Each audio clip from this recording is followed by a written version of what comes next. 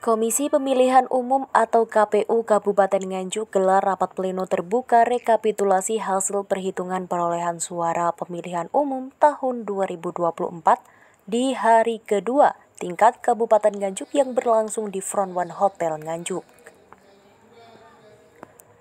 Di hari kedua, KPUD Kabupaten Nganjuk membacakan seluruh hasil perolehan suara Capres, Caleg DPR RI, Caleg DPRD Provinsi Jawa Timur, dan Caleg DPRD Kabupaten Nganjuk. Dari hasil rekapitulasi, saksi calon presiden dan wakil presiden paslon nomor urut 3 Ganjar Mahfud menolak menandatangani berita acara hasil rekapitulasi. Hendroyono Catur selaku saksi Capres dan Cawapres paslon nomor 03 mengatakan dalam rapat rekapitulasi menganggap ada kecurangan dan timbul hasil-hasil yang tidak sesuai yang diharapkan dalam rapat pemilu di tahun 2024 ini. Kita dari saksi paslon 3 atau dari PD Perjuangan kita adalah nyun sewu bahwa pemilu Pilpres 2024 ini terindikasi banyak hal kecurangan yang dilakukan oleh nyun sewu aparatur negara penyelenggara pemilu yang berindikasi timbulnya hasil-hasil yang sudah tidak sesuai dengan yang diharapkan. Artinya bahwa kami dari PD Perjuangan yang mengusung untuk Pak Ganjar Mahfud ini dengan keberatan dan tidak menandatangani berita acara di KPU Kabupaten Nganjuk dengan dalih seperti itu. Ya, sampai hari ini kita masih kita kumpulkan bukti-bukti semuanya, nanti kita sampaikan kepada tim kampanye pusat yang artinya nanti bahwa di Nganjuk ini kita juga menolak, artinya bahwa pemilu Pilpres di Kabupaten Nganjuk ini terkait paslon 03 kita keberatan dengan hasil pemilu.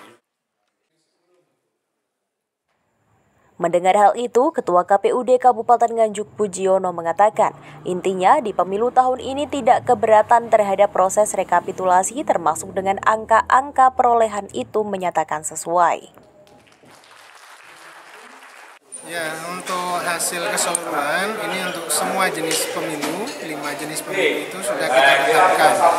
Sudah ditetapkan dan sudah diserahkan kepada seluruh saksi partai politik di hasilnya.